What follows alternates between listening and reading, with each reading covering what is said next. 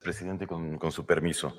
Buenos días a todas y a todos. Me corresponde explicar la posición de México sobre los casos de Betsy Chávez y, por supuesto, del presidente Pedro Castillo.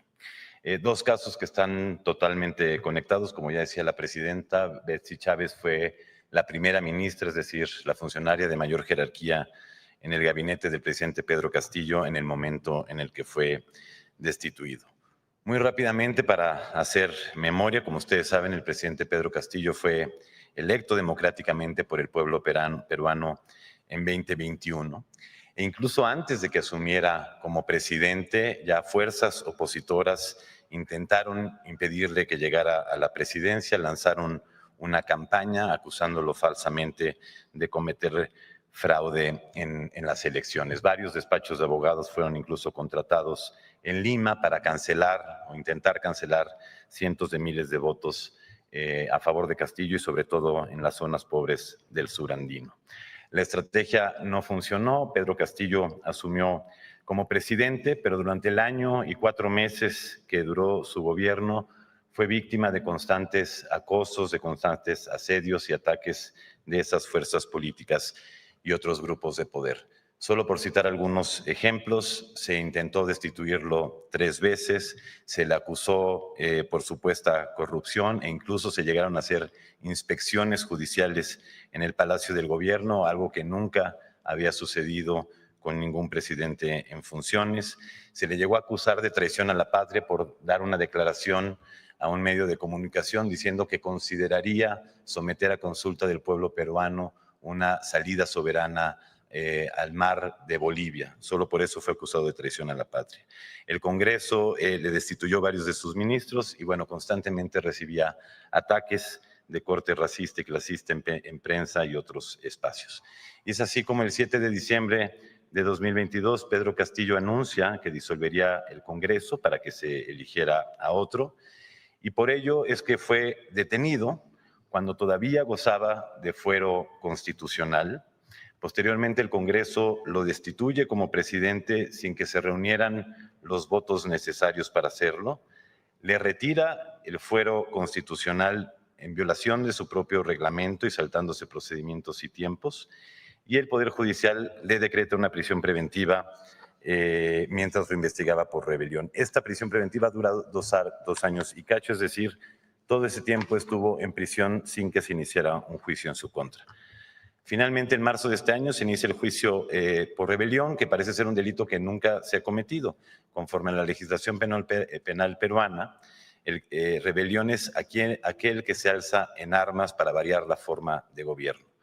Ese 7 de diciembre, nadie, absolutamente nadie, se alzó en armas por órdenes de Pedro Castillo. Entonces, es decir, no solo el presidente Castillo y su gobierno fue objeto de ataques, de acosos mientras gobernó, sino que a partir del 7 de diciembre que es destituido, sus procedimientos legales están llenos de irregularidades que son equivalentes a violaciones a derechos humanos. Y por eso es que México ha mantenido la postura que tiene en este momento sobre el caso. Y como decimos, el caso de Betsy Chávez está totalmente conectado y es muy similar. También se le acusa por rebelión, como al presidente Castillo y otras personas. Se le suman otros delitos como conspiración para rebelión que, como hemos dicho, no se ajustan necesariamente a lo que pasó. También los procedimientos legales contra ella han estado llenos de irregularidades.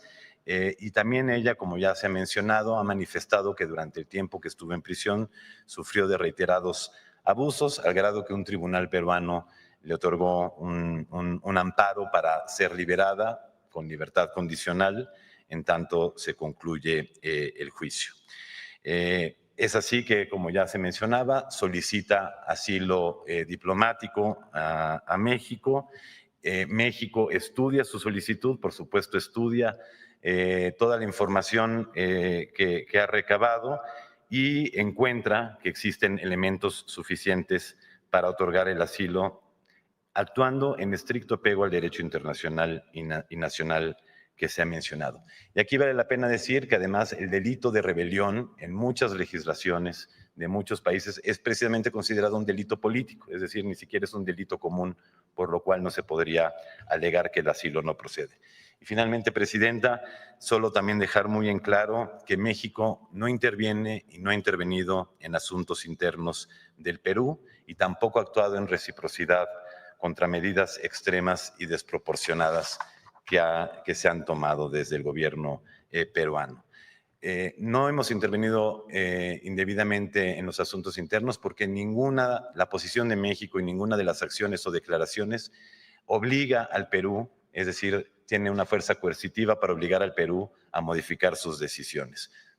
La de México es una posición de principio y es congruente con su sólida historia de política exterior y de asilo y refugio, como se ha mencionado.